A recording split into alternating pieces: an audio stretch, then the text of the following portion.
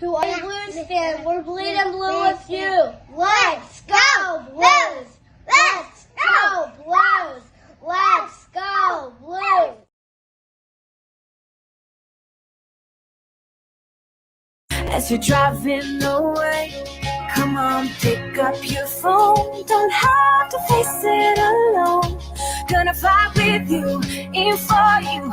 Yeah, I want you to know I will stand your ground like it's your battle. The scars and leave my ex home up till you can feel it. Can you feel it? You can call my name, I'll hold your hand. Brittany, keep all your secrets safe till you can feel it.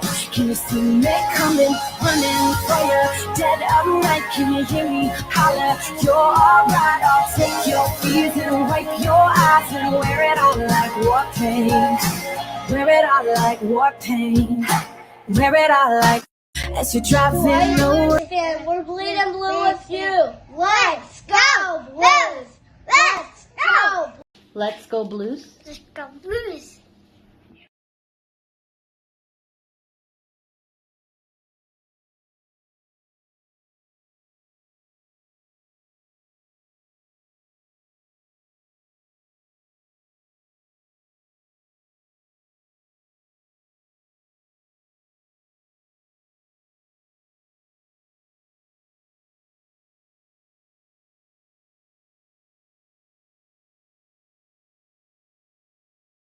Or BlueNote fan report. Aloha and mahalo. How are all of you guys doing today? It is a game day live.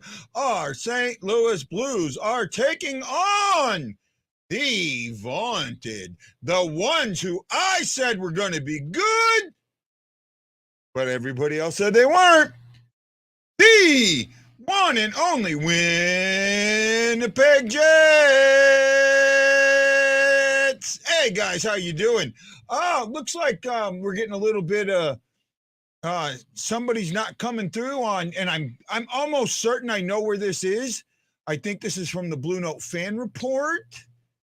I'm trying to put it on there and see what happens. I wanted to share it out from there to see how it presented itself, and if it did present itself the way I think it is, then we're gonna have to maybe have to do a clicker or something here, figure it out. Give me a second and see things here.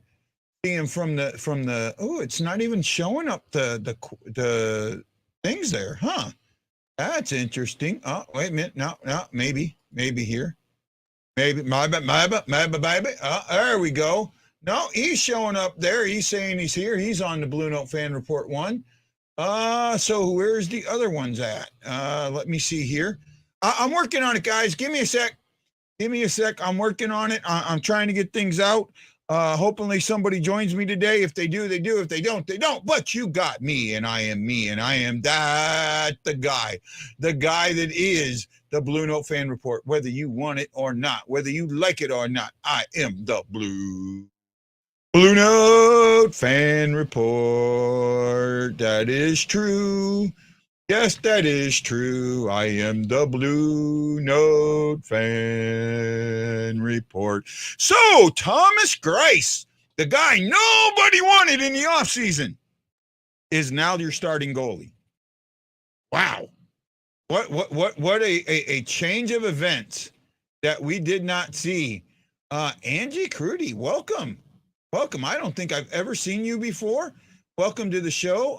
Trying to see if things are popping up, how they're popping up. I don't know, man.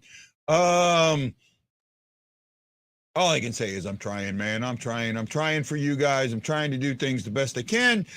Some things are coming up, some aren't. We'll get to it when it happens. Who else we got here? My act is together, Maryland. Bryce won the popularity poll in 2 different groups, and then it doesn't surprise me. It doesn't surprise me at all. Let's see.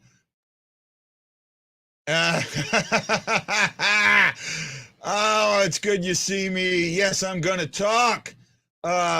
Thank you. I love that song. It's really, actually, there's a song that came out. Krug is out. Butch is out. I think they're both out.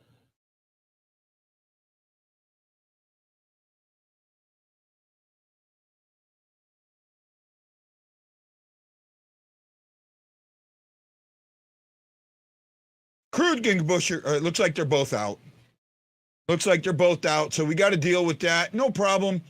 That was me in the wrong page. Hey, Jason, how you doing, my friend? Not sure which page you were on. I'm trying to get this the Blue Note fan report page. I'm trying to get that kicking. I'm sharing that in groups. I'm hoping that'll work. I'm hoping that things will come out from that one. But we'll figure it out, man. We'll figure it out. Let's see here. Grace's numbers. I mean, you guys are all sitting here. Grace. Well, here's Grace's numbers. He's 3-3 in 8 games played. He has a 363 goal against average and a 906 save percentage. Okay. Yeah, yay, Grace. Here's Bennington's numbers. Bennington is 9-11. He has a 342 with a 989. Their numbers are similar. It's not the goalie, folks. It doesn't matter which goalie's in the net. This is a team issue. And we're facing Hallebuck, who is 13-5-1 with a 226 and a 932. I told you at the beginning of the season, these Jets were going to be better than you thought.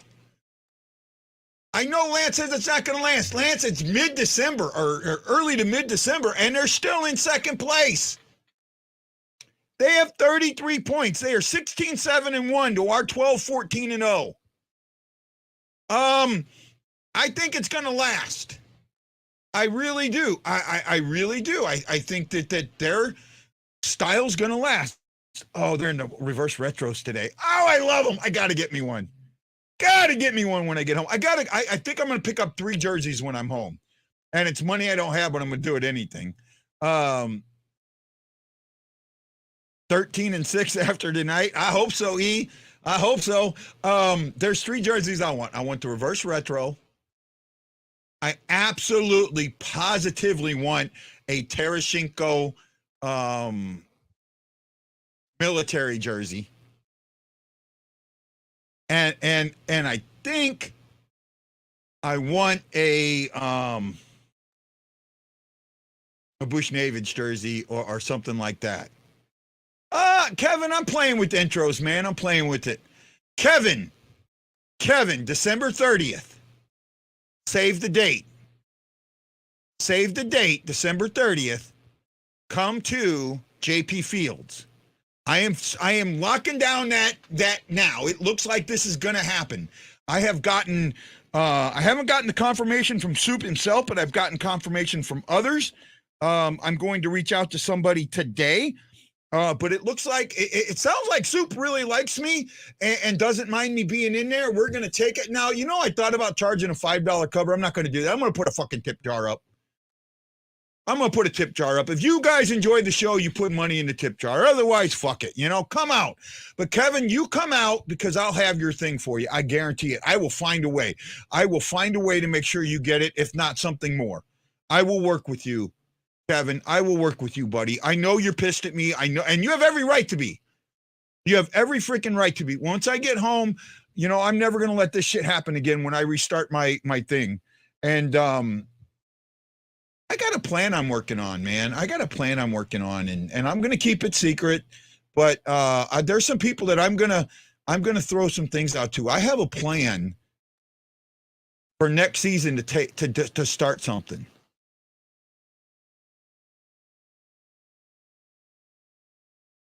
Not going to happen. In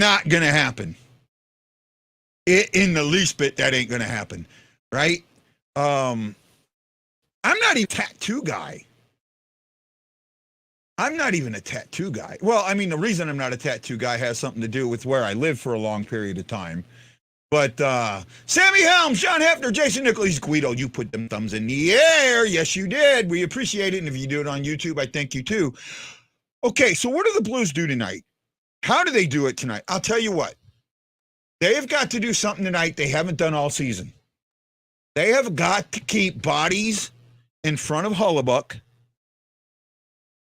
and they've got to put pucks on the net. Right?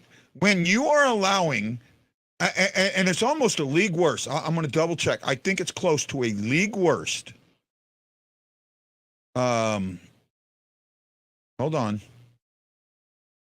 You're giving up 33.2 shots a game and only taking 29. I'm pretty sure that is somewhere near a league worst, right? Your special teams are some of the worst in the league. Your power play or your penalty kill is the worst. You have given up 20 goals on 57 attempts. You'd have to be perfect for 30, 40 attempts before you're going to get into a respectable range. You're just not there. And you're facing the fourth best penalty kill.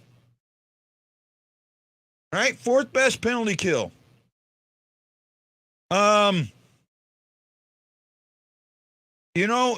the best team at not taking penalties. You are number one. You take the least amount of penalties in the league. Great. You need to be because you give up the most freaking power play goals. Right?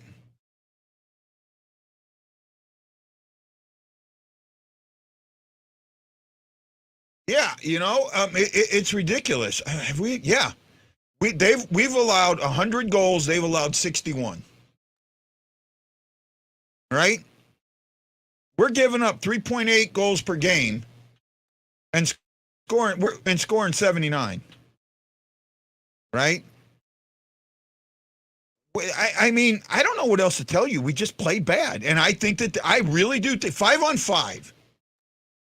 We have scored. We're minus 10. Minus 10, 5-on-5. You cannot win like that.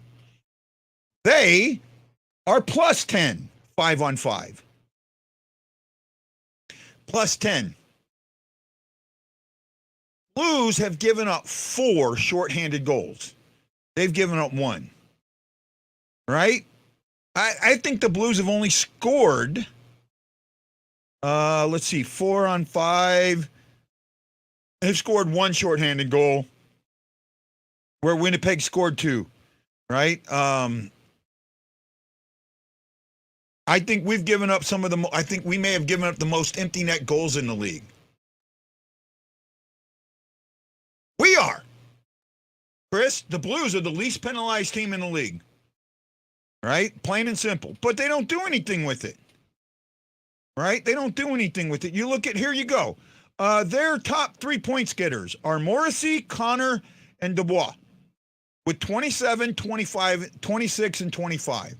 Our top 3 point getters are Thomas with 23, Kyrou with 22, and Bushnevich, who's out, with 20. Right? That doesn't work. Goals, Shafley has 15, Dubois has 11, Connor has 10. They have 3 guys. Their top 3 guys have 10 goals or more. We have 1 with Kyrou. O'Reilly is 9. Bushnevich is 9. They're both out. Or Bushnevich out. O'Reilly's not. Sorry. It's time to do something. Right? All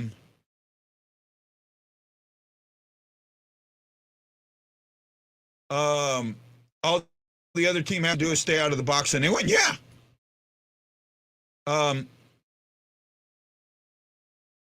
Pin cushions, yeah. You know what, Chris? I'm doing the best I can, man. And by the way, the song that's really been resonating with me is by Jennifer Nettles from Sugarland, and it's called Hey Heartbreak. If you haven't heard it, go listen to it. Really good. It's supposed to be a country song, but it's not. I actually think it's more of a pop song. To me, it is. But it's kind of what I feel right now.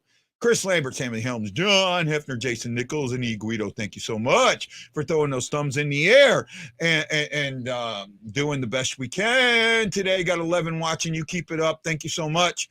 It might be because I shared the Blue Note fan report in the groups instead of the Guy Bensing like I normally do, but we'll see what happens. I'm gonna kind of let and see what happens.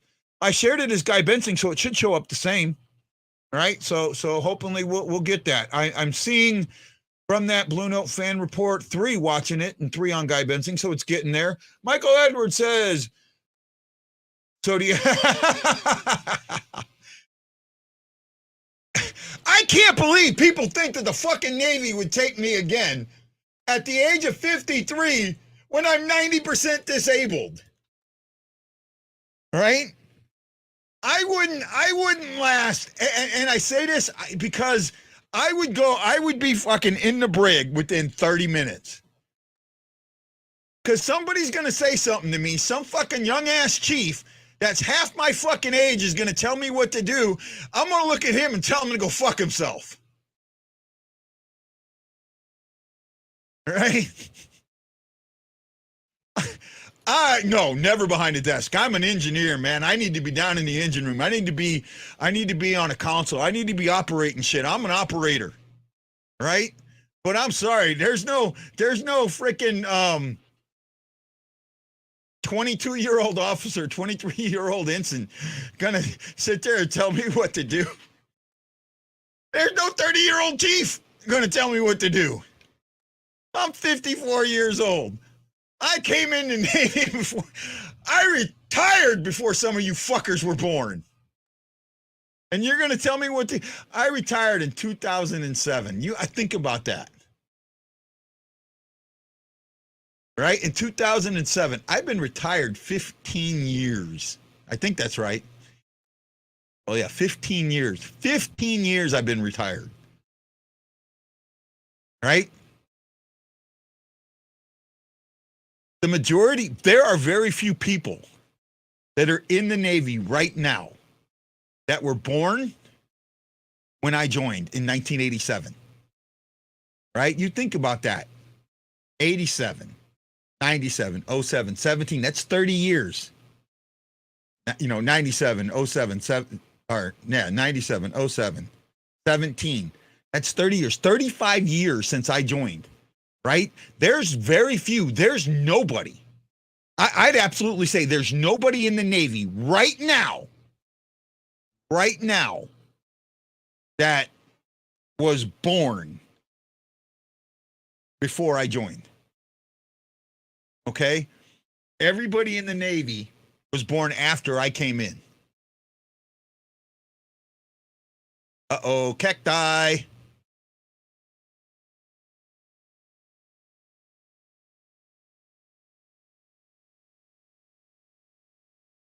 You got to read everything to the end, right? You got to see, when you put things on Facebook, you got to always see that there's that see more, that little thing that you can click on. You have to click on that. You have to click on that because you don't know what's there. You've got to read everything, man. It's so important, right? And I do not believe, I doubt it. I doubt it. There might be a few that hit the 40-year mark, but I seriously doubt it. I seriously doubt it. There might be a master chief or two. There might be a master chief or two that's been in that long. Right? When I was working in the shipyard, I was down in the central control station.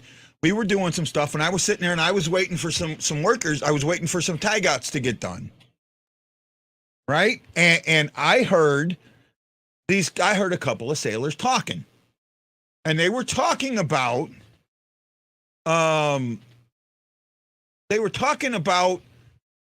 a system that needed some work on it.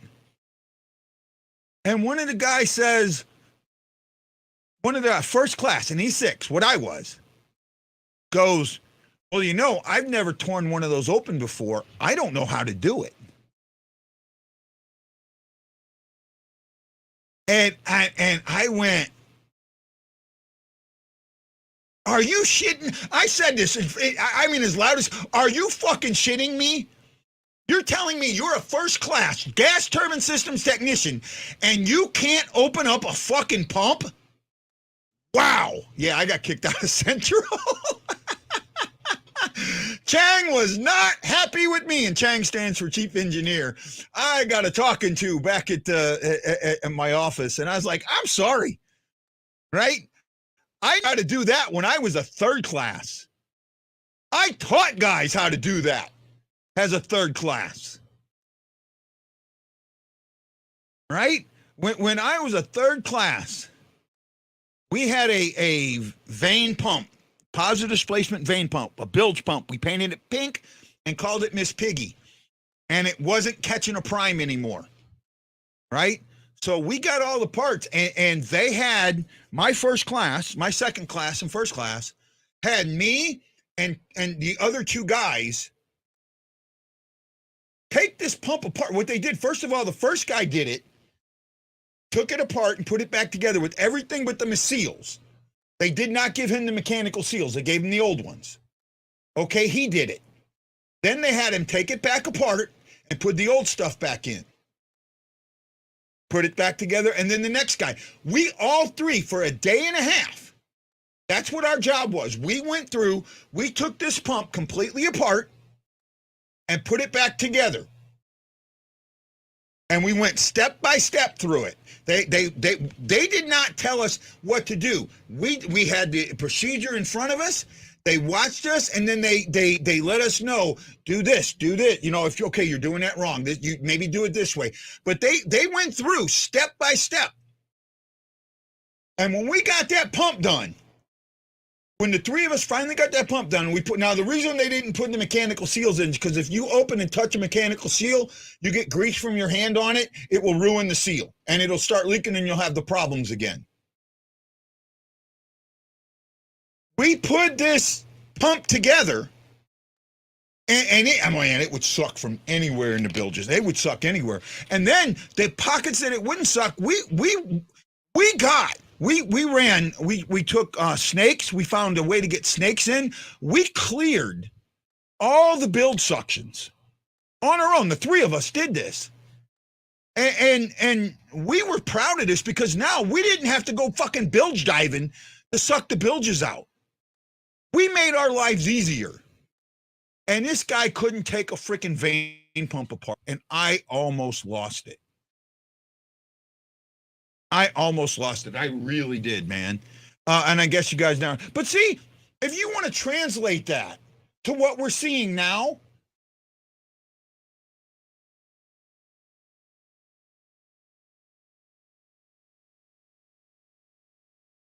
book smart.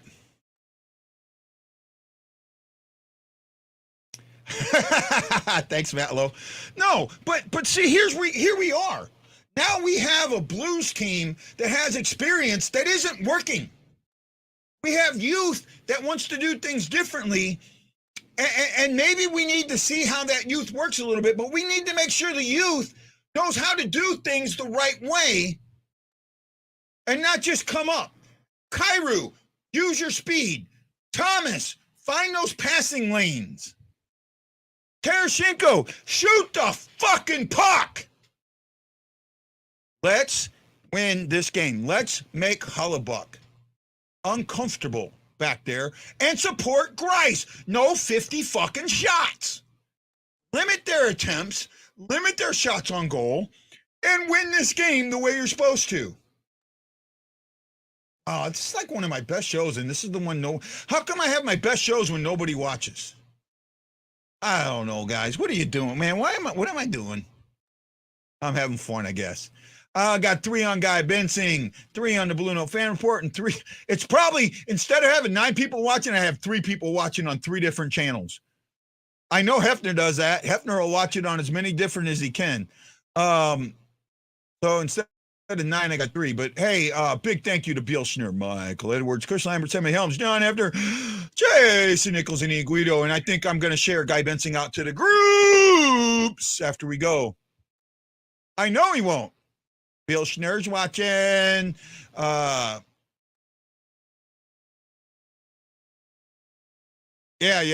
I'm with you on that. I'm with you, Jason. I just want to see these guys play the game they need to play tonight, right? You know, in all actuality, these records should be reversed. The Blues should be 16-7-1, and the Jets should be 12-14-0, but they're not. They're not, and that's what we got to deal with. You know, the last time these guys played, they got what? 1, 2, 3, 4 goals from Barron, Granger, Perfetti, and Shafley. Right? They beat the Blues. I think they beat them 4-0. Right? That was a shutout. It was the first shutout we'd had in 100 and something games. Right? 4-0. We've got guys here that are just not playing well, and they need to play well. They absolutely need to play well tonight. They need to play as a unit. One unit. Right? One unit. And they need to show everybody that they are a freaking, playoff or cup winning team. No, I actually think we're going to lose 6-2. I think we're going to lose 6-2 tonight. I really do. I think that I don't think that this team, I don't think that they can do the things that you need to do to beat Hollebuck. You have to get bodies in front of them. You have to get pucks on net. They've been showing something new here. Let's see if I can find this. Against Hollebuck, right? Tarasenko has 5 goals in 13 games played. O'Reilly has 4 goals in 15 games played. Sada has 4 goals in 15 games played. Koreko has 4 goals in 17 games played. None of them playing with the shit right now. Right? I mean, you really don't have guys that have scored against them. I don't know. And then you look at, them against Bryce. Shafley has 5 goals in 9 games played. Dubois has 4 goals in 12 games played. Lowry has 3 goals in 9 games played. Granger has 3 goals in 11 games played. Right? In the shootout, Granger's 2 for 2.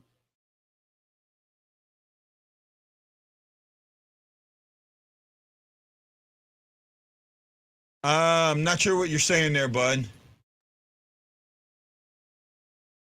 Good. He needs to. I haven't seen it. I'll have to go look at it. He needs to.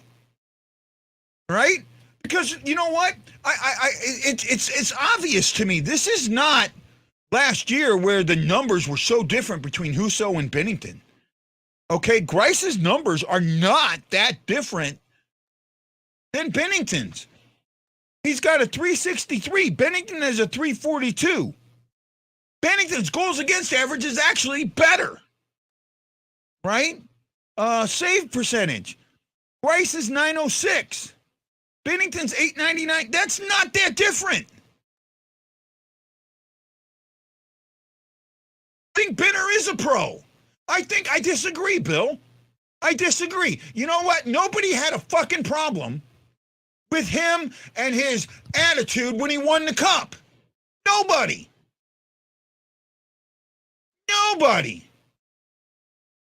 But now, oh my God, Binner's an ass. Binner's a piece of POS because he went after teams. What he should have done was going after his own goddamn team for leaving him hung high and dry. For playing like shit. The numbers prove it.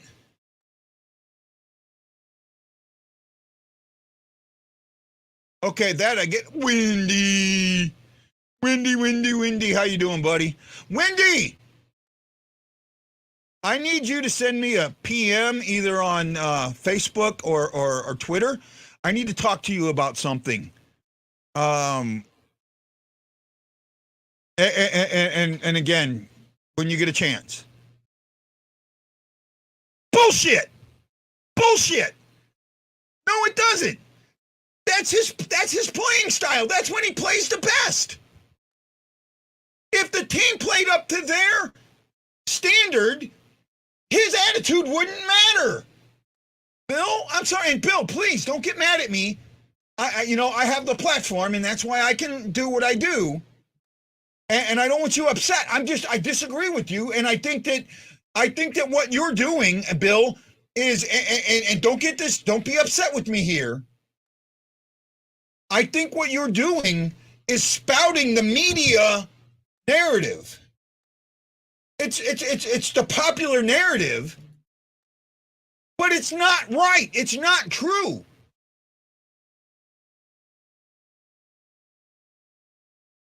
Right? I'll look at it during the game, Wendy. Because I need to talk to you about something, and actually, it's a good thing, not a bad thing. Okay, couple different things here. Where are we at? We're getting closer to game time. They should be dropping the puck here shortly. Bill, I hope you're not mad at me. He probably ran away. When I do this, and I want people to understand, it is never personal. And I know I say anytime someone says it's not personal, it's absolutely personal. No, it's not. I am responding to your comment. If anybody says that comment, I would respond to it that way. I want you to understand that, Bill. I want you to understand. Jason, Wendy, everybody. This is how I respond to those comments. This is how I respond to the group think mentality. And to me, this comment, Bill, is a group think mentality, right?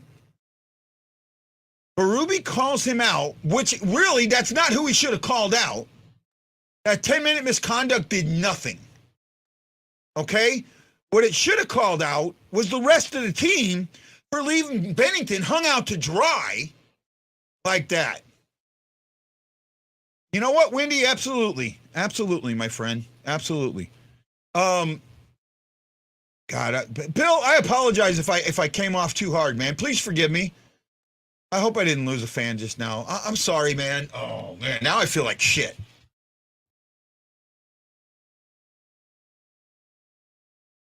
I'm sorry. I got to get that under control. Again, that's my attitude. And some of you will say, it's my attitude that makes this show what it is. Okay? So here I use my attitude, and now I'm even walking back because I think I've offended somebody.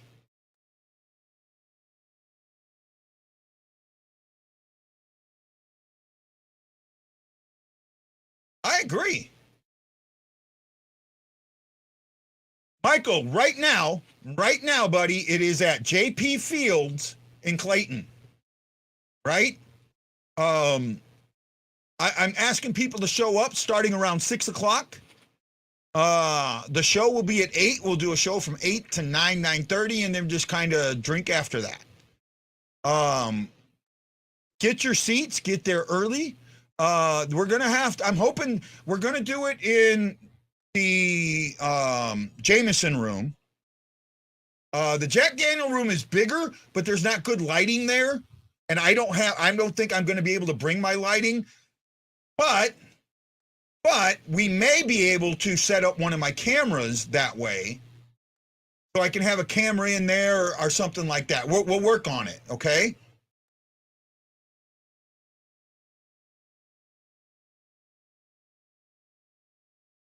Thank you, John. And I'm sure Bill's upset with me, and I get that. And you know, I shouldn't call out my audience. You know, I'm not Rush Limbaugh, except I have the same hearing problem he does. I'm not that guy, but you know, I'm going to respond to groupthink, and I really feel shitty, Bill. Please forgive me. I'll send him a PM and tell him I'm sorry. I shouldn't have gone after him like that, but it was not personal at all. And I'm pretty sure he's not in the room right now. I'm pretty sure he went away, but I really am sorry, man. I really am sorry. Grice has got to be perfect tonight.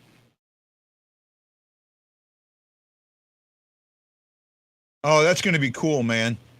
Wendy, do you plan on going to the game on the 29th of December? Do you plan on making a trip down for that? Because that's what I want to talk to you about. If you do, let me know, because I'm going to be in town. I'm going to be in town from the 28th to the 28th to the 5th of January, 4th of January, and I want to see as many people as we can. Yeah, I'm going to have to send Bill a message, man. I feel really bad now. I feel really bad. The fact that he's not answering up tells me he's not in the room.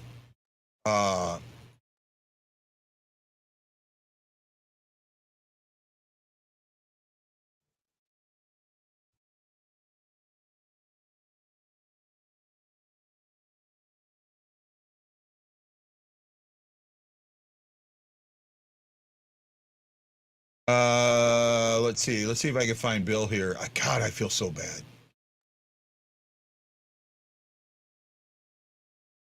There we go.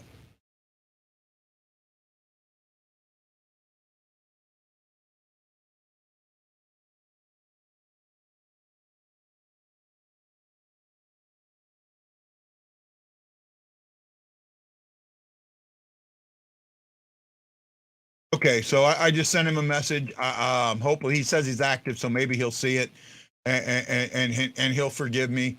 I don't know. It's the best I can do. Um, that's what I want to talk to you about.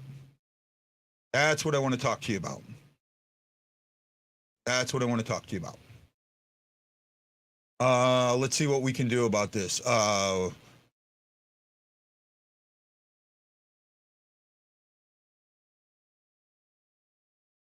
Well, you know what, Jason? Here's the problem. I'm going to dwell on it because that's who I am. Okay, that's who I am. That's the person I am. That shit matters to me. That shit bothers me. How I treat people matters to me. How people treat me matters to me. The fact that I went after Bill, and Bill may not know this show enough to understand what that was, is on me. That's on me, and that's my fault. I need to make sure that people understand that on this show, if you put out something like a group think, I'm going to blast you for it. Now, that's maybe what he thinks, and that's true, but it does come off. If you're going to make a quote like that, explain it to me. I get it, Jason, and that's what I'll do. Okay. Hopefully, Bill will forgive me, and we'll go from there. It looks like I got three dots, guys, 3 dots, and they went away. 3 dots, they came back. So game is almost on. We're going to take the break for the first period. We'll see you guys all at the intermission. You guys got to know I love you, right? You got to know that. You got to feel that. Please don't. I am who I am, and I'm going to be who I am. It's what makes me me. It's what makes this show great, whether people like it or not. The ones that do like it, they do like it. Oh, they're showing the awards from last night where my friend.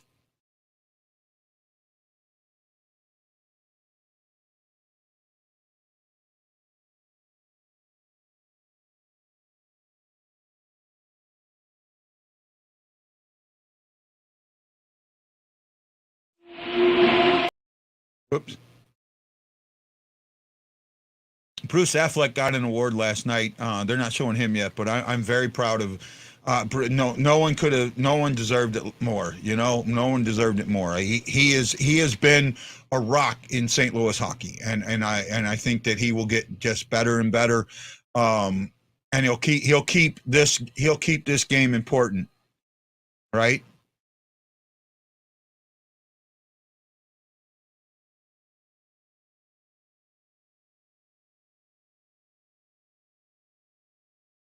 They're in first now. I thought Dallas was okay. I call Bennington a clown. I have the joking side. Yeah, I know that. Wendy, I get that. Okay, Wendy, I get that. That my issue was the comment that got made was the groupthink comment, right? Blaming Bennington for that meltdown. That meltdown was because of the team in front of him, and nobody called the team out. So that's where I'm at. Right? So, guys, have a great one. They're getting ready to do the ceremonial pot drop. I want to watch some of this. I will see you guys all at the first intermission.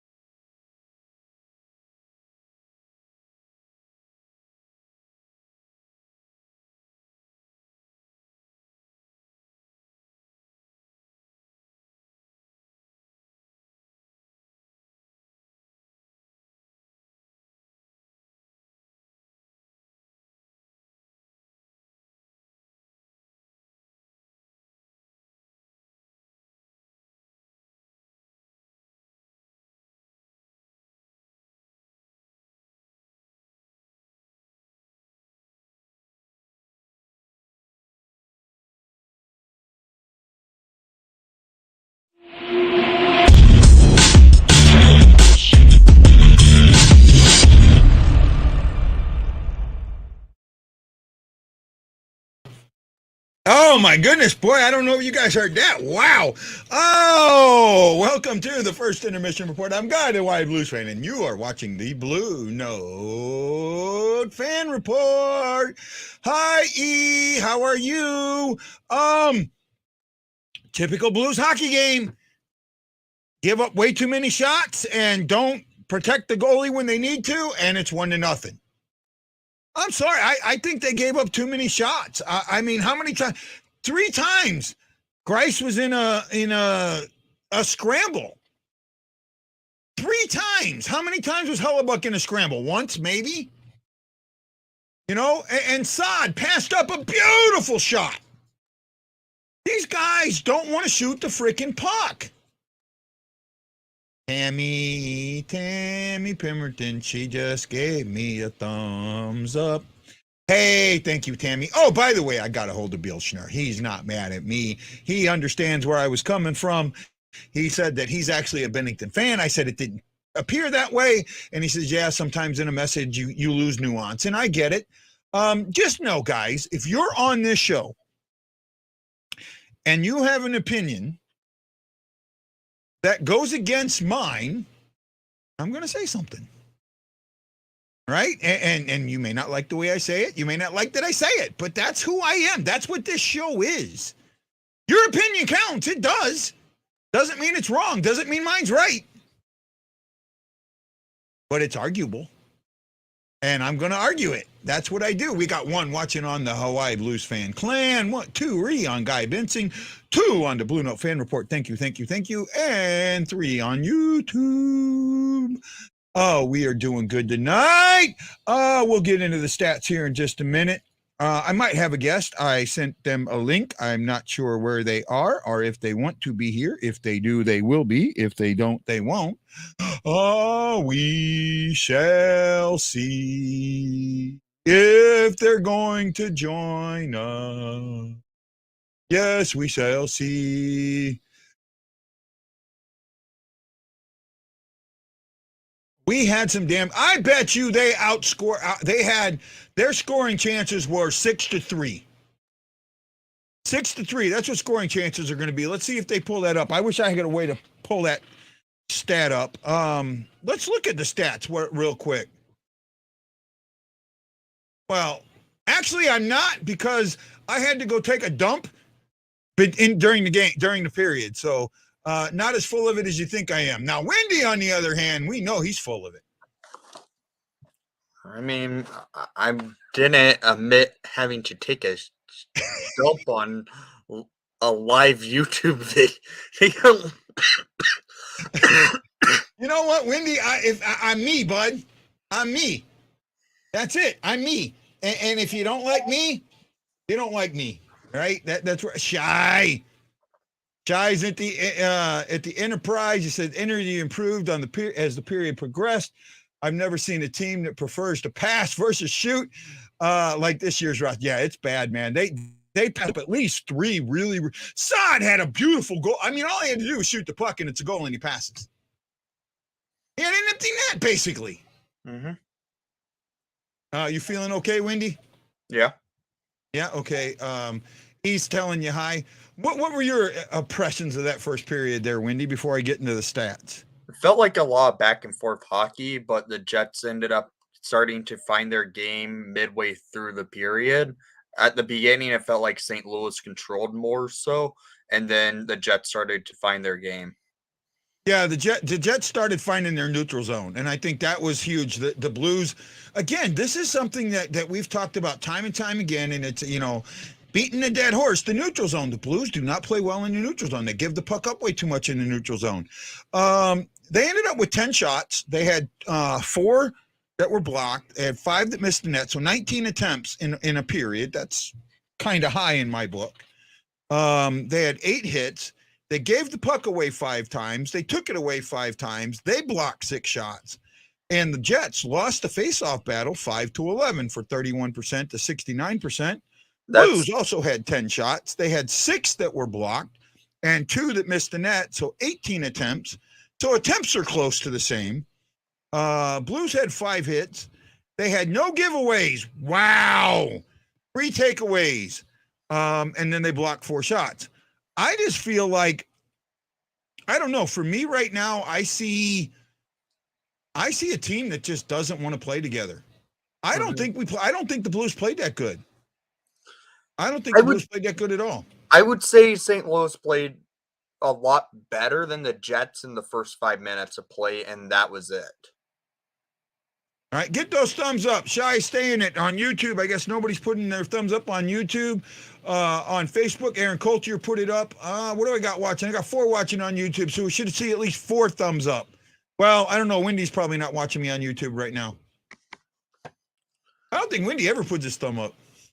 Mm-hmm. I'm joking with you, bud. Yeah. Right. By the way, if you are going to be in St. Louis, I know you were talking to me that you may be in the area during New Year's. My birthday's on the 30th. Mm-hmm. I'm having a party in Clayton. I think you might know the area. If you do and you can get out to it, please come down, man. Okay. I would appreciate it. I really would. If you can't, you can't. Right? Can't. But I would. Yeah. The guys need to shoot the puck. I mean. They need a game where they take 40 shots, 45 shots. I honestly don't care if all 45 shots are in the center, but take the damn shot. Right? Start taking a shot. Get an idea for that takes the shot. You're not even going to be there. You're going to be in California, Brian. But hopefully you'll be on the show. I mean, I'm hoping that's one of my least watched shows, because the majority of the people are actually there. I'm hoping that the majority of the people watching my show are outside of the St. Louis area, like Ryan Green, like I can't think of his name, John Hefner, somebody who doesn't live in St. Louis. That's what I'm hoping for that night, right? I want to pack that place. I want to put 100 people in there if I can, right? Yes, you can film it, my friend. You can absolutely do that, and we would play. You send it to me, I'll play it. Absolutely. Do you think the Jets are going to continue playing as well as they have throughout the season? The way they're structured in their play, it is a realistic thing. They can hold it up. The way they play hockey is actually a good structured played style that can actually hold up through an 82-game season. So you're saying Guy might have been right all along? I mean, I had the Jets in the top 3 in the standings. Okay, I had him second, right? And a lot of people were telling me they were going to be at the bottom. I mean, I was flip-flopping between top and bottom just with that team, just because we didn't know how they were going to handle a geriatric head coach. Yeah, but you know what? I seen this thing. I can't play it now, but there was a thing on TikTok about caveman coaches. Would you call Berube a caveman coach? Probably. Right? A coach that just says, just listen to me because I know it all. Who hasn't adapted to the style of hockey that I think is what winning hockey is now. Mm-hmm. Right? He's got guys out there that should be flying around. And he won't let them. Yeah. He's not playing an offense. Thomas, Kyrou, he's got Torpachenko with that big, fast body. He's not even up right now. Yeah. He's got guys that should be on the ice that aren't on the ice. Mm-hmm. Right? He's got guys handcuffed. He's got Tarasenko handcuffed. Play defense. Okay, I'll play defense, but my offense is going to suffer. Play defense. All right? O'Reilly. Be a leader. Well, I'm trying. Well, be a leader. I think that Berube's an absolute caveman coach, and the problem is if you fire Berube, which I think needs to be done, you don't have anybody to bring in. All you have is cavemen. Mm-hmm. I think you have one guy that I might not consider a caveman on that staff. And I don't think he's ready to be a coach. Who do you think? I mean, there's not a lot of options right now because there. Here's what they have on staff. They have Hitchcock on staff. They have Hitchcock. They have McTavish, Van Ryan, and Ott. Mhm. The only one on there that I think has gotten away from the caveman mentality is Ott. Yeah.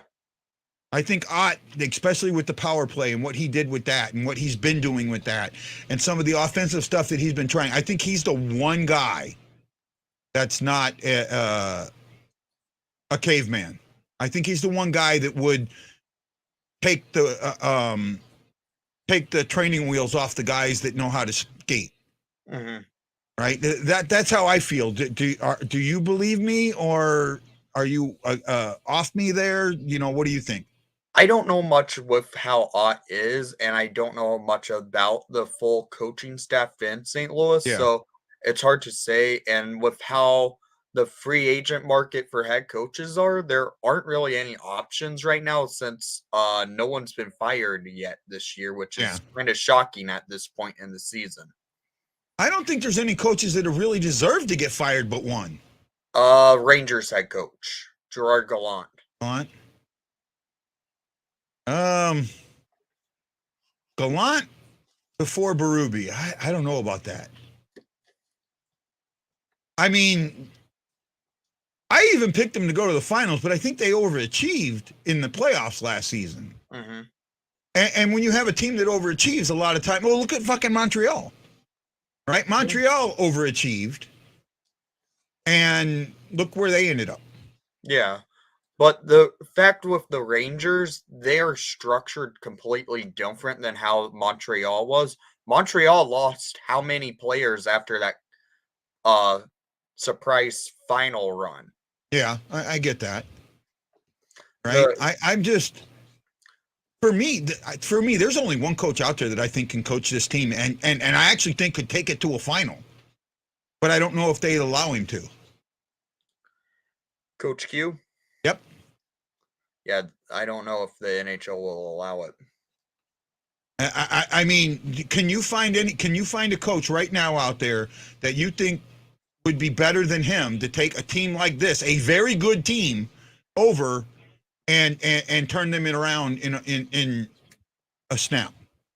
Maybe Barry Trotz, because he tends to flip his teams around.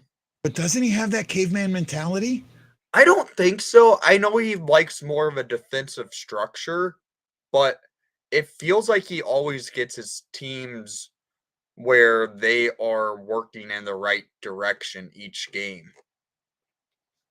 Hey, I'm looking for something here real quick. I want to play this if I can find it. I know who sent it to me. I'm just trying. I get so many messages in a day, man. It's not even funny. Here we go. I want to play this for you, Wendy. Hold on a sec, okay? And I want to see if you believe that this is where we're at. Okay, hold on. Damn it.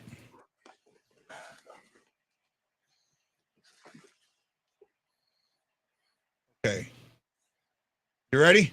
Here we go. Chances 7-5.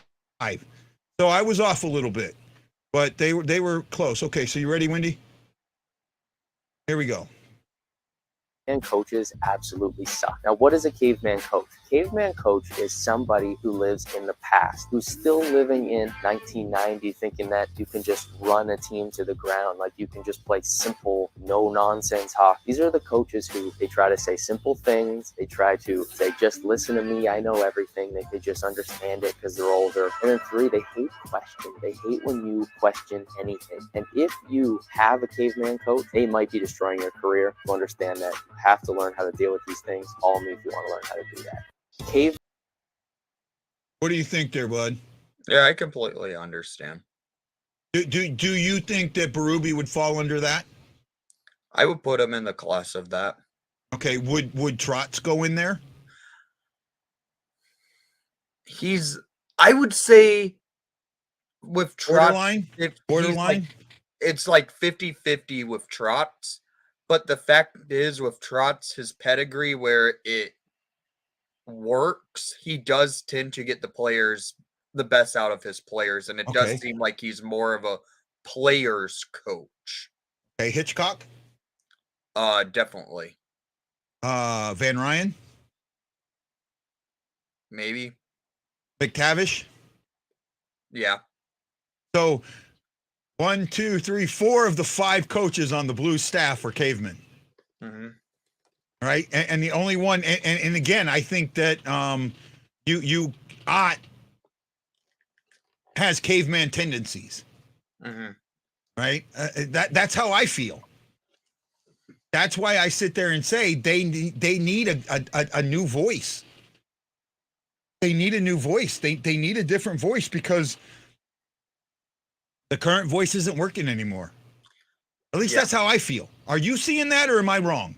I understand it completely. And plus with how with his comments the other day when he basically called out Bennington, I get it. Bennington is a clown. Okay, In hold that on, case. hold on. I understand Bennington's antics there, right? I get it. I mean, The guys that he should have gone after was his own fucking teammates. I mean, if you looked at it first, Bennington first sidelined someone by putting his arm out, and it was Zucker that he basically. I have no issue with that. I've seen so many guys go through that crease with their stick trying to pull the That goalie wasn't in down. the crease. Well, I mean, when the goalie's back there, when the goalie's playing the puck, I've seen so many guys try and take the goalie out or bump into him or do whatever they can. The thing was, Zucker wasn't even near him. Yeah, he was. He was going right through. He was going right through the back. I have no issue with what Bennington did there. I have no issue with any goalie helping his player out by running interference. None. Right? I still say the way Bennington acts, it gets him in trouble, and the NHL already knows this. But Berube's comments should not have been stated the way he stated it. Absolutely. He should have went and said, I'm going to talk with Bennington and tell him, hey, we need you to do something otherwise to basically help the team out instead of. Well, But here's the way the thing. He said called it, out Bennington saying that game was Bennington's fault, that Yeah. Bennington just stopped the puck. None of those goals were on fucking Bennington. None of them. Mm-hmm. They were on porous defense. Why didn't you call out the team for leaving them set up to dry like that? That's why Berube's probably lost the locker room at this point. Absolutely, man. And I do agree with that, right? I would put Chief in there with a caveman style, but I think he's actually a more modern coach. No, he's not. He's gotten more caveman since the Cup. Okay, guys, game's just about back on. We'll see you then. You're being prejudiced against goalie, Wendy. No, it's the fact that Bennington has those antics that he has a reputation. I'll give you that. He has a reputation, and it's well known throughout the NHL. And if you talk with anyone throughout the league, like fans from throughout the league, we all call them clowns that are not St. Louis fans. Yeah, I know. Okay, guys, we'll see you after a second intermission. Wendy, you with me? I should be, but I will let you know. Okay, same link. Yep. Okay, bud.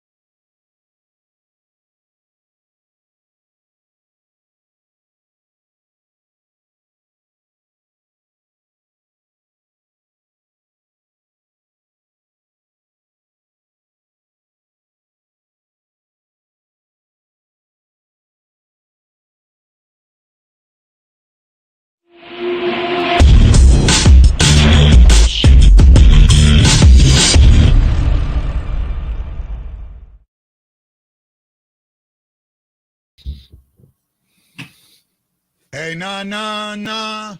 Hey, na, na, na. Hey, na, na, na. Goodbye. Hey, na, na, na. Hey, na, na, na. Ruby, goodbye. Fucking fire him already. Hey, do you see whose picture is right behind me? What? Do you see whose picture is right behind me? Gretzky's. Below Gretzky. Yeah, who is that? I can't tell. It's the only guy that scored a goal tonight. Oh, Thomas. All right. Well, he finally figured out how to shoot the puck. I'm telling you, I was in a group, and Dave Lindley, love him to death, everything. Oh, we're putting Grice in. We're putting Grice in. Yay. Grice is in. 3 goals. Yeah, It's but guy, not. It wasn't the goalies. no, guy. I think everybody should. I'm going a little bit of a rant here. Everybody should have seen how the team is bad, not goaltending per se. That Their numbers are the same. Yeah, Grice hasn't been great. Bennington, I wouldn't say hasn't been great, but Bennington's not as bad. In the last 3 games, did you hear Panger before in the first period they showed Grice's stats? Yeah. Panger says, and Grice has been really hot, 3-0 with a 9.0 with a .906 save percentage and a goals against a 3.87. I'm going, that's not hot. Yeah, it's not. And he's at 3.67. Bennington's at 3.43. Bennington's save percentage is just a tad. He's at 906. Bennington's 899. And did you also notice? It's not that big of a difference. Yep. Did you also notice? I said earlier in the game, stop the damn dump and chase. You use the speed. And I said, enter the zone strong. And what happened when they entered the zone strong with Tarasenko? Yeah. They score a goal. Yeah. Stop the damn dump and chase, Berube. You don't have a heavy team anymore that can do that. Stop it, adjust, put your players in positions to where they can succeed. No, I'm with you. Okay, I'm with you. I'm telling you, the issue we have is a Berube issue. We were talking about this with Wendy at the first intermission. You know, the other problem is every coach that we have, except maybe one, is a caveman coach, right? Yep. Berube, caveman coach. Or not Montgomery, Hitchcock. Caveman coach. Yo, caveman coach. McTavish. I'm talking about in the system right now. McTavish. Caveman coach. Van Ryan. Caveman coach. The only one here that I think is not being a caveman, but has caveman tendencies is Ott. And Ott's not ready to become the fucking head coach. And that's the thing. So if you fire Berube, unless you bring somebody in from the outside... I just want to ask everybody one thing, okay? Look at the Chicago Blackhawks, okay? Can you honestly tell me, and I want people to be honest, did they have a better roster than the Blues? In my opinion, no, they don't. But do you know why they've been playing better this year? Because their coach is putting guys in positions where they can succeed and using their skill set within his system. Yeah. Berube doesn't do that. He bangs it into their heads. Play heavy, play heavy. What did you say the other night?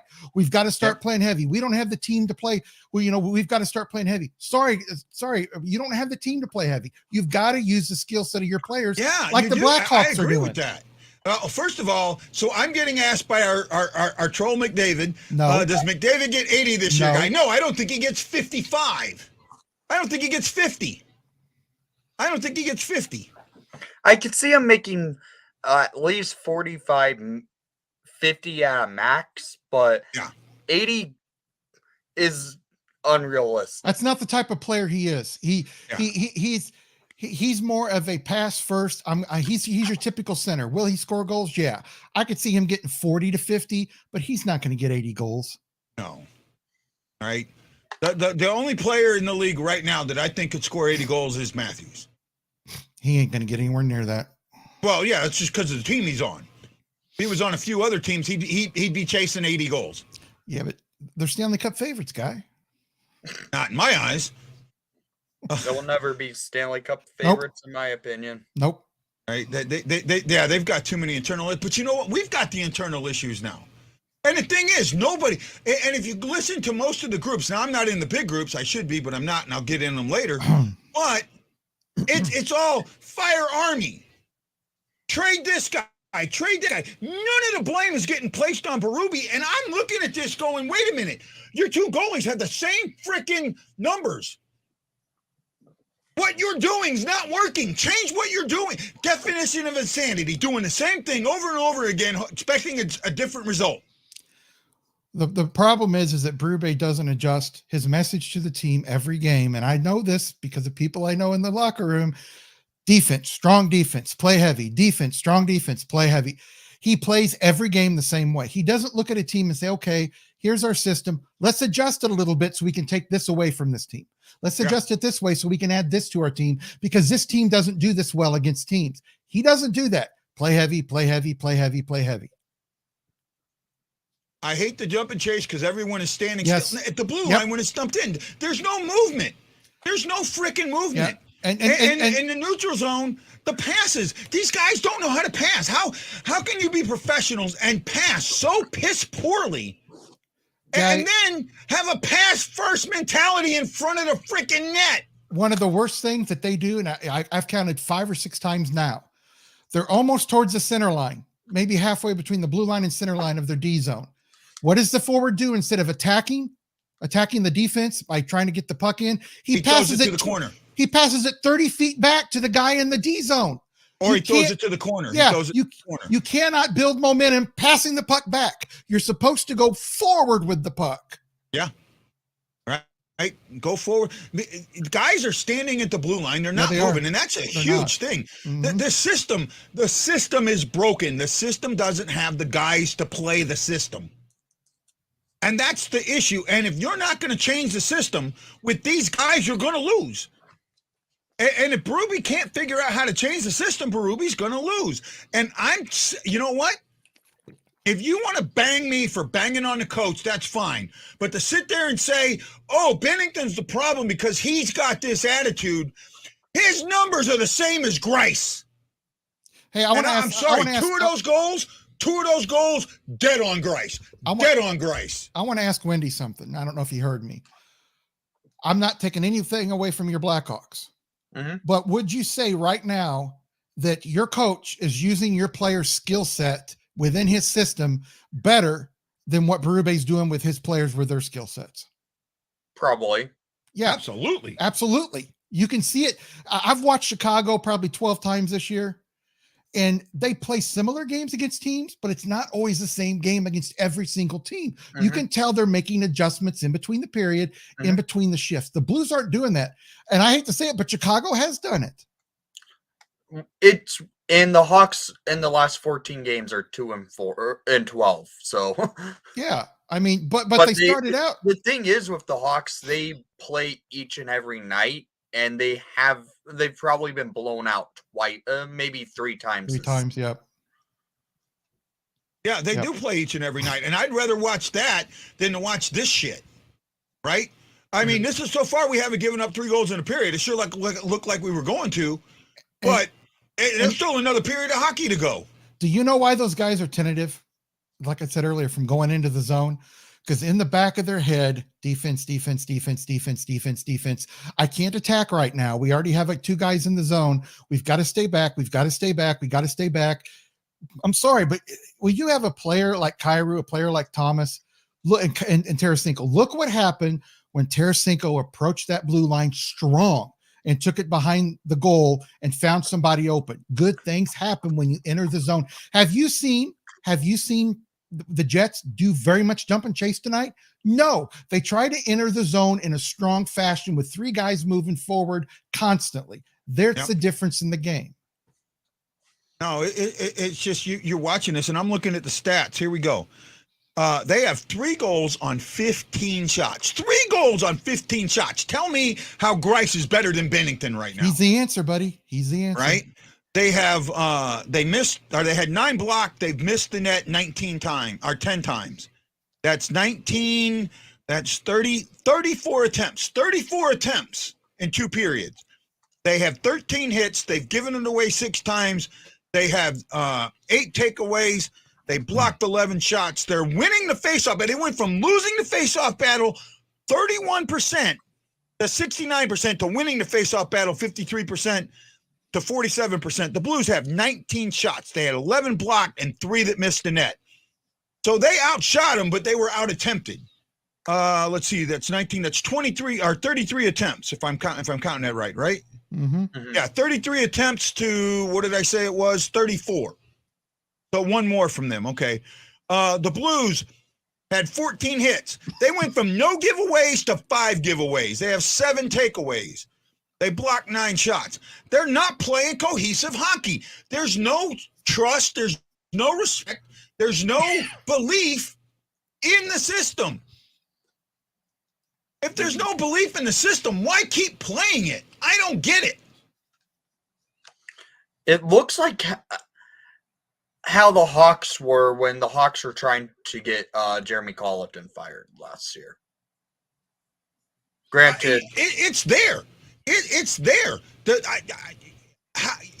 Armstrong standing behind Berube right now is the wrong thing. It could cost him his job. It's going to cost a lot of people their job. Mm-hmm. It's going to cost Armstrong his job. It's going to cost Hitchcock his job. It's going to cost Berube his job. Who's the assistant GM? I see him getting his job, losing his job. I think they're going to clean house, and they're going to clean house very, very soon. please promote Peter Chiarelli. No, do not get rid of that man. If you think we're in hell now, just wait. He'll trade Thomas and Kyrou for a 3rd round pick. That's why I say, please promote him.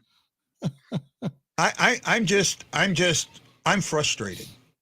I'm frustrated with this. Right? I'm frustrated with this. I need that this is not what this team should be. This is not that they are focused on something other than playing hockey. And it is piss poor.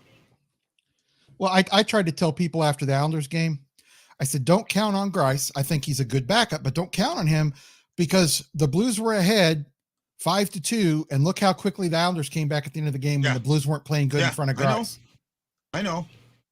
Right? Oh, by the way, Bill Scheer's not mad at me. We talked. He wasn't mad at me. He just stepped away for a moment.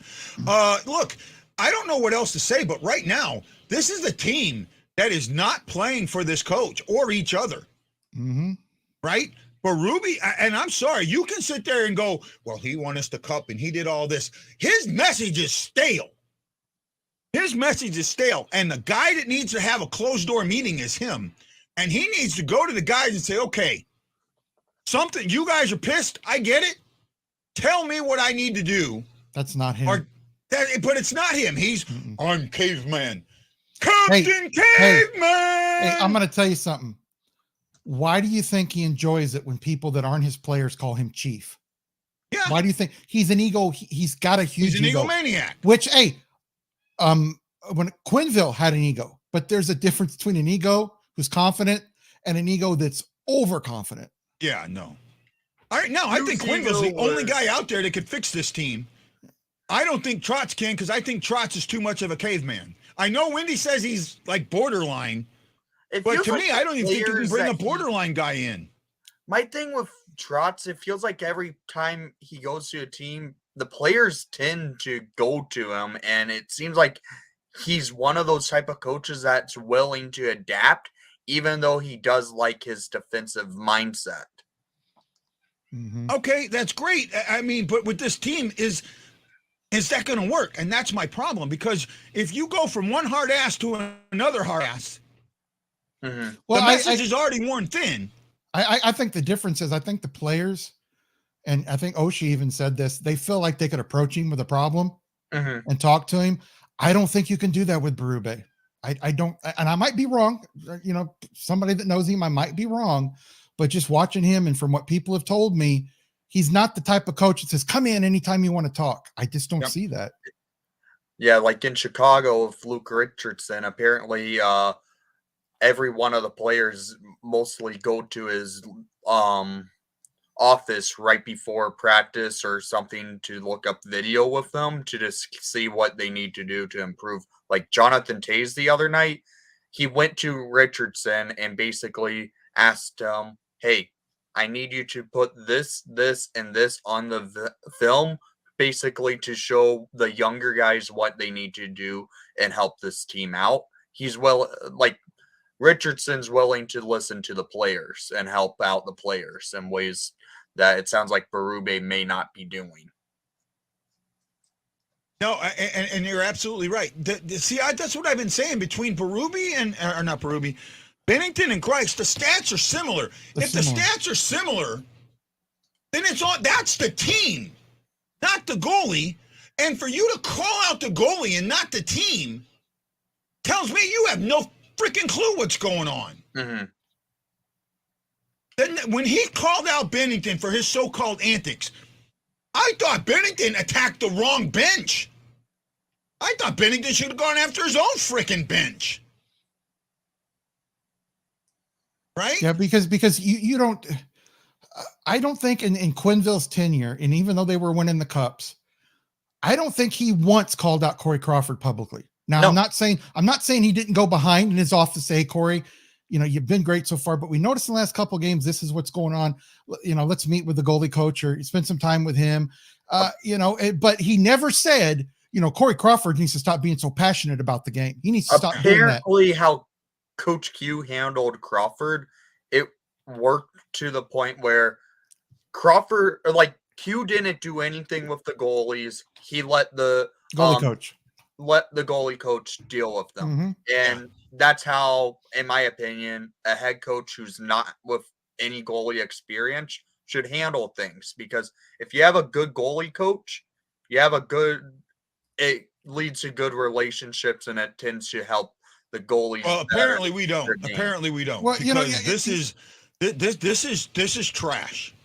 This is trash upon trash upon trash. Mm-hmm. Right? And it's the same thing over and over again. We keep seeing this. Yeah, I think that him calling Bennington out, you know what he should have said? He should have said, I love Bennington's passion.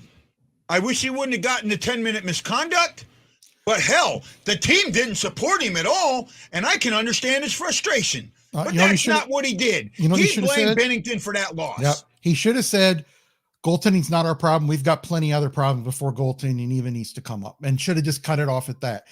I mean, I don't understand it. Like you said, Guy, when you keep doing the same thing over and over again and you expect different results, that's the dumbest way to look at things. I mean, if you're a coach that keeps doing that, keeps hammering that because that's your system and it's been successful in the past, well, maybe it's not going to be successful now. And maybe it's not going to be successful with the good players. You can't tell me that Thomas isn't a good player. You can't tell me Kyrou. You can't tell me Tarasenko's not a good player.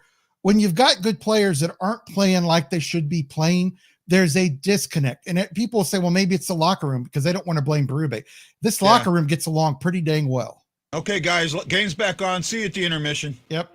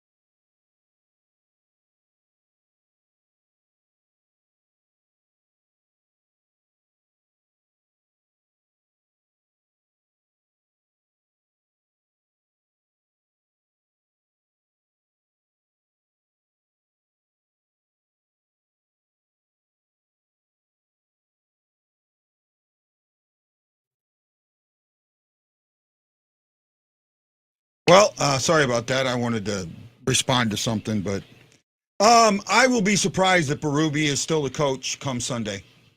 I don't see how he is. I don't. I honestly don't. And I said it. I said it pregame. I said it in a group. We were going to lose bad tonight. And I got blown off. And exactly what I said was going to happen happened. Right? This team is not a team. And they are discombobulated. They don't care. There's nothing in this that in any way, shape, or form makes sense. You pull the goalie way too soon. You don't have control of the puck. You've never had control of the puck. You know, oh my goodness, let's make sure that we don't blame Grice for being out of position tonight. This was a 4-point game and we just blew it. This team absolutely blew it. Right? Straight up.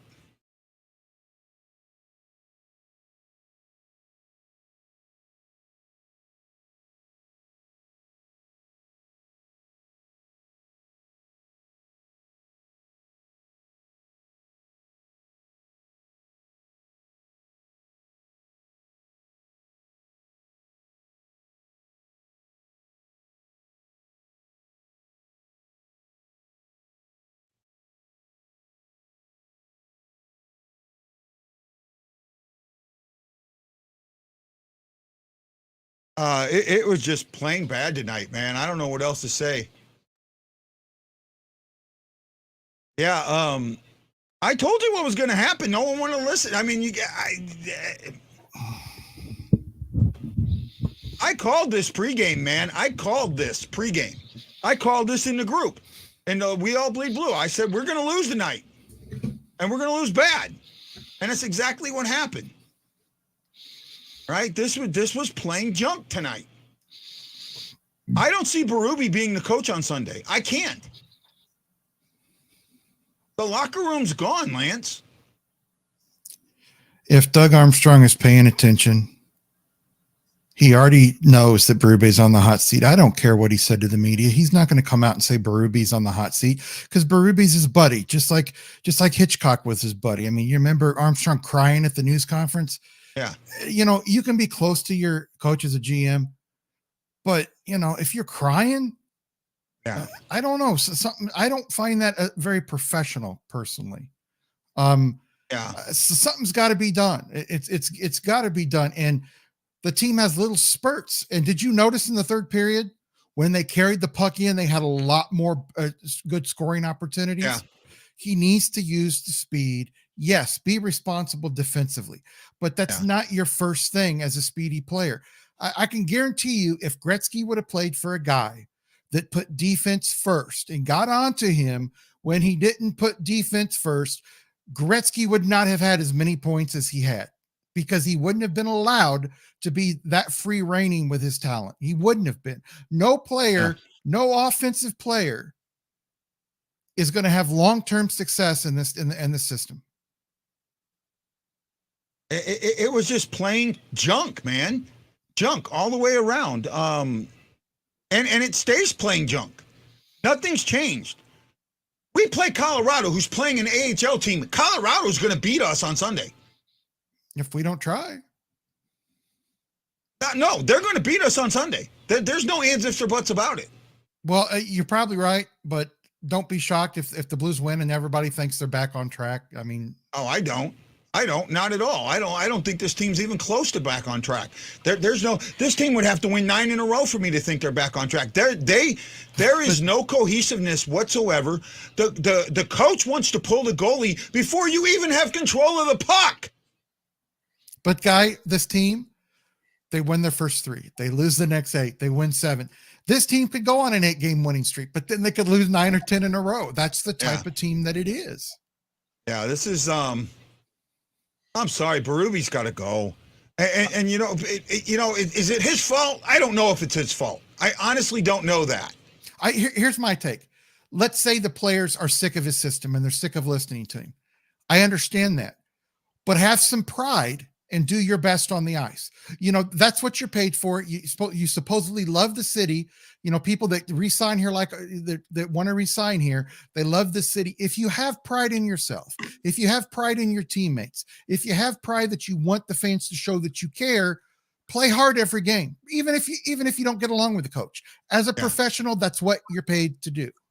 I don't think it's so much as them not playing hard as it is the system is so bogged down that they don't know. They're confused from one game to the next. From game A to game B, what do? I did this in game A and got yelled at for it, so I'll do something different in game B, and then I'll get yelled for it for not doing what I did in game A that I got yelled for. I want to tell you something, and you're not gonna find this. You're not gonna be shocked by this. I have somebody at the game tonight sitting next to the Blues bench. And he wasn't sure which time it was, but when one of the players brought the puck over and shot over the blue line and shot it, he yelled, dump that effing puck in. So there you go. I mean,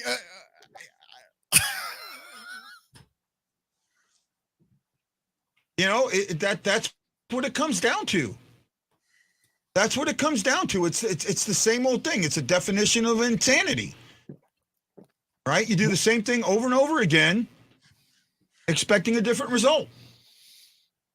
Wendy's and you can see it. You can see it from game to game. You see player A do something, and it doesn't work, and he gets yelled at, so he does something different the next game, and he gets yelled at for not doing what he did the first game that he got yelled at for. I think that Nick is sad about this, but it's not sad because he loves the Blues.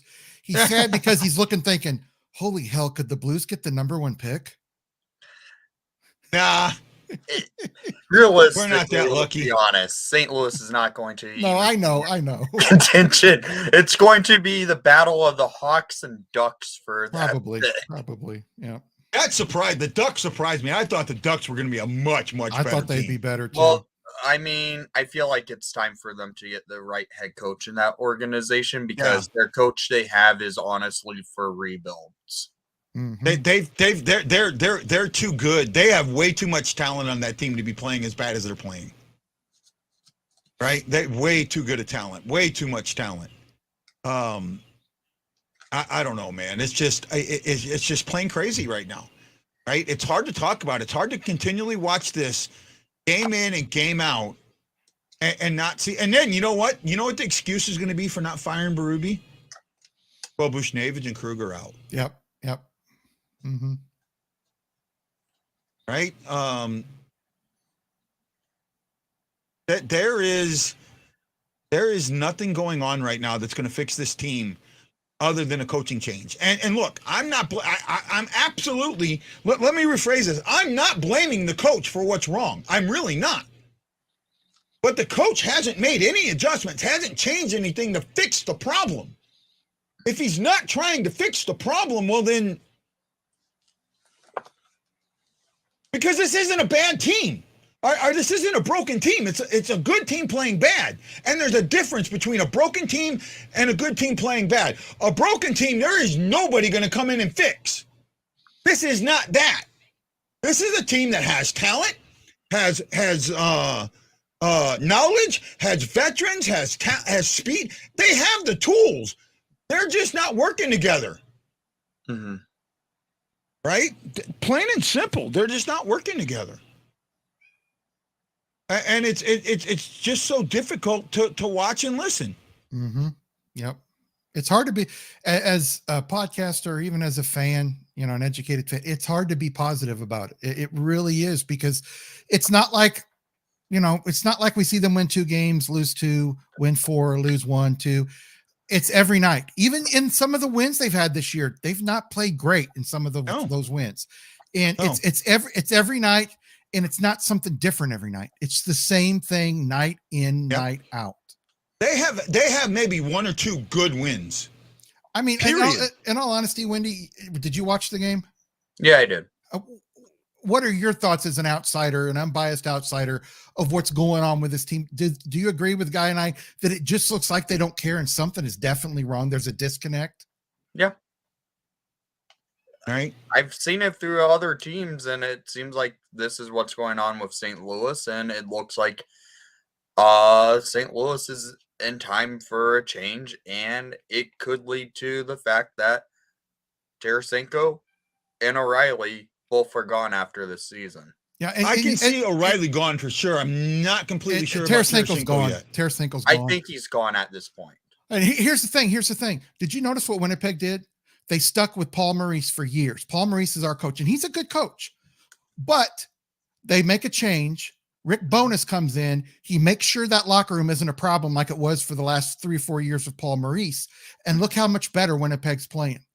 That just goes to show you. Yeah, that just goes to show you that a coach can make a huge difference in a locker room and to the players than what you've had for 3, 4, 5 years. You do have to give Paul Maurice some credit for actually quitting. Yeah. Knowing that his team, he's lost the locker room, and he actually stepped away from the team. Berube won't do that. Berube's got way too much pride to do that. Right? And Berube won't put anything on himself. He puts everything on the team. And you know what's funny is, you know, like we were talking about, he's kind of like a drill sergeant coach. Yeah. Look at John Tortorella. Look at him. Yeah. You know, I've watched him in some press conferences, and he does eat his players up. But I've also watched him say, terrible job coaching tonight. All of our coaches have to do better. We can't put this all on the players. And he's one of those coaches that's kind of demonstrative that you would think of as a Berube type coach, but at least he will take responsibility. Mm-hmm. I don't know. The thing is, first of all, the only guy that I think you could possibly put in to change this around is Ott, and I don't think that happens. He's the junior guy. He's a junior guy on that staff, and they're not going to promote him over Van Ryan and McTavish and Hitchcock. And but those three guys are the same coach. You also probably don't want a head coach about the same age as some of the players on the roster, because Ott played with Tarasenko on the same roster. Yeah. Look what kind of failure Jeremy Colleton was with the Hawks. Yeah. He was younger than three of the players on the Blackhawks. And look at Davis Payne of the Blues. The young guy came in, hot AHL coach. They respected him for a little bit, and after that, he just lost the team. Right now, it's going to take a lot. It's not either you got to do one of two things. You change the coach or you change the players. You can trade Barbashev, you can trade O'Reilly right here, right now. They have neither one of them have no trade clauses. Neither one of them. And if you don't plan on signing him next year, and I think O'Reilly may be part of the problem because he's upset. And I've heard this. Now, I don't know how true it is, but he's upset. It's true. He's upset about not getting the contract when Kyrou and Thomas did. He is. He is upset about it. And, you know, in a way, I can understand that. But another way, it's just being babyish to me. But, you know, it's so frustrating to watch this night. Those contracts had to be done before O'Reilly's. Absolutely had to be. They had to be. Yeah. You always have to look at your up and coming guys as opposed to your aging guys. You've got to keep a younger core, because if you keep guys around, and like I brought out about the St. Louis Cardinals, if it was up to some Blues fans, we would still have Bernie Federko under contract. We'd have Scotty Upshaw under contract. We'd have Roman Vopat. These guys would be in nursing homes, and people would want them under contract. Right, but something's got to change. It's got to change, and it's got to change fast. And you're pitching mid-December. You're pushing the 30% or more. Yeah. I mean, how many games? What team game was this for us? This was team game 27. Team game 27. That's 30% of the season. 8, 16. Well, what? 8, 16, 32, or no? 16, 24. Right? And I will tell you, no, you're right. I will 24. Tell you this. So you're more than 30% through the season. Yeah. I will tell you this. Berube is not just going to trade somebody to make a difference. That's not what he does. He's not going to give anybody away. Berube doesn't trade anybody. Not Berube. I'm talking about Armstrong. Armstrong is not going to give anything away because he thinks the team needs a personnel change. That's not the way he is. He wants to win every single trade. And if he feels like he's not winning the trade, he's not going to make the trade guy. So if he feels he can't get something good for O'Reilly and Barbashev, he's not going to do it just to trade. That is Armstrong in a tilt. If he can get something for them and it can better his team, he'll trade him. But if he feels like a team's just offering a 4th round pick or a 5th round for Barbashev, he ain't going to take it.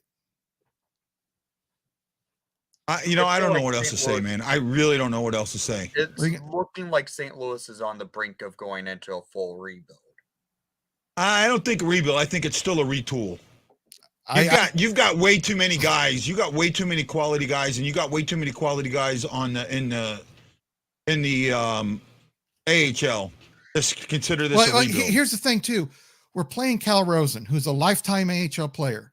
We're playing Josh Levo, who's played more games in the AHL than the NHL. We're playing a lot of games, guys that are on this team that nobody else wanted. Nobody picked up Levo when he was on waivers. Nobody wanted him. So they signed him. Nobody wanted Pitlick, so they signed him to a PTO. We've got 3, 4, 5 guys on this roster that most NHL teams would never even wink at. Yeah, well, I was honestly surprised to see Josh Levo be out there. I forgot he even was playing still. I honestly thought Levo was done. Yep. Well, he's getting so desperate that he tried him on the first line, and it looked good for a game or two. But Levo's not a top line player. He's just not. No, I'm with you, man. I'm absolutely with you. Guys, I'm not going to do a long show. I got some stuff I need to do around the house, and we got tomorrow, Friday. We'll do a 8 o'clock show. There will probably not be a show Saturday because of Sunday. Oh, decommitting. Okay. Not really paying attention to college hockey there, McDavid. We'll see what happens. We got tomorrow night show. Please be around. Time to lower the expectations. Yeah, they're already lowered, right? Wild card team, maybe. This team cannot not make the playoffs. If they don't make the playoffs, that is on the coaches. I'm sorry. This team has got too many players not to make the playoffs. Right, and the division seems to be a little stronger than everybody thought it was. Yeah, it's funny to me how 60 to 70% of the fans will put this play all on the players or Doug Armstrong. I've heard very few fans, maybe 5% of them, that blame Berube. And you know why? Well, he won us the cup. That was 3 years ago. He won us the cup. That's what happens when you don't win a cup in 52 years. Yeah, and he didn't win the cup. The players started playing like a team, and that's why they won the cup. And it wasn't their great. Their physical play helped them win the cup, but they outscored a lot of teams in that playoff. Yep, and that's what it came down to. Okay, guys, have a great night. Wendy, thanks for showing up. Greatly appreciate you. Sorry I'm not doing a long post game. Lance, you know you're welcome anytime. Guys, have a great night. I'm Guy, the Y Blues fan for Windy City Hockey, and Lance, the drop to Scott, saying aloha mahalo, and we'll see you next time on the Blue Note Fan Report. Aloha.